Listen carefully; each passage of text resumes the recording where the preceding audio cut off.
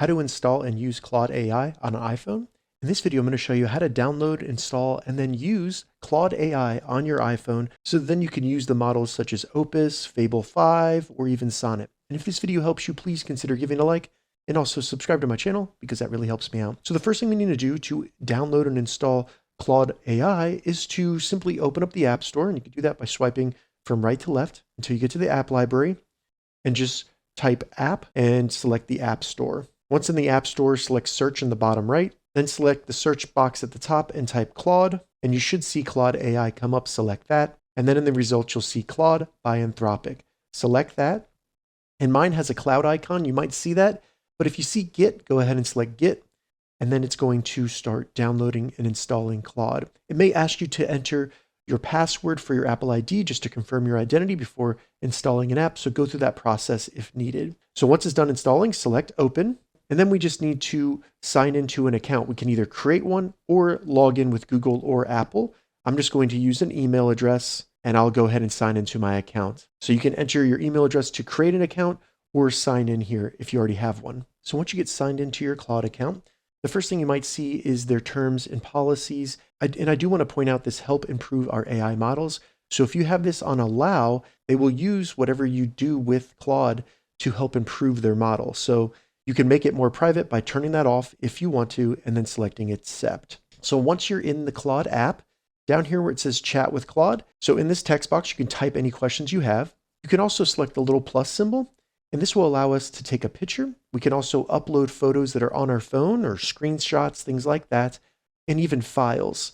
You can allow it to do a web search. So if you ask it a question that requires maybe new information, it can look at the web, look at news sources, things like that, and get you the most up-to-date information. Down here, we have add to project. So if I select that, I can select the plus symbol and create what's called a project. It's basically a category of chats that you have with Claude. So if maybe you're working on a spreadsheet, you can create a project for that spreadsheet and then work within that project, and all your conversations will be able to reference anything in that project a lot more efficiently. So it just makes it work a lot better. So if you're working on a website or a book, put it in a project and then work in that project when you're working on that different item. Additionally, here in the chat, we have where it will say the model that you're using. If you select that, you can choose a different model.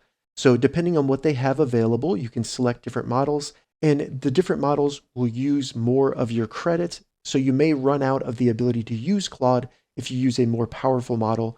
So you could try Sonnet 5 or even Haiku.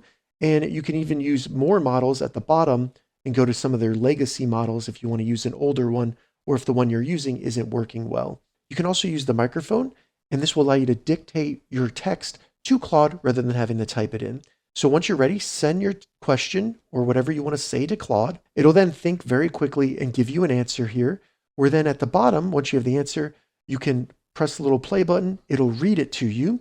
You can also select the little refresh button, and that will have it redo the answer for you. If you don't like the answer it gave you, then it'll try again. You can also copy all the text right there by selecting that little copy icon. Once you start a chat, next to the microphone, you'll see this little waveform button. If you select that, it'll allow you to have a conversation with Claude.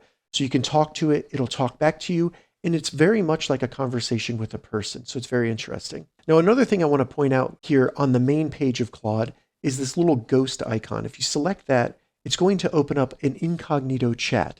So this is a chat where none of the information in that chat will be saved to your account. So you won't be able to reference it in the future, but it also just won't be saved. So it's more private for you or something like that. Keep in mind, Claude still has access to this, but it just won't be saved to your account. So it won't be searchable. It won't be in a project, anything like that. Additionally, in the Claude app, you could select the 3 lines in the top left, and this will bring up some areas where you can see your most recent chats here. You could also go see all of the projects that you have, and you could search through them. And you can also look at your chats, and you can search through your chats as well. So this is a really good way to be able to look through your chats if you're looking for a specific chat to be able to find it. Additionally, in this sidebar here, you can look at your artifacts, and if anything was created, maybe an image, spreadsheet, you'll be able to find it here in the artifacts. All right, so that's how you download and install Claude on an iPhone. If this video helped you, give it a thumbs up, and please consider subscribing to my channel.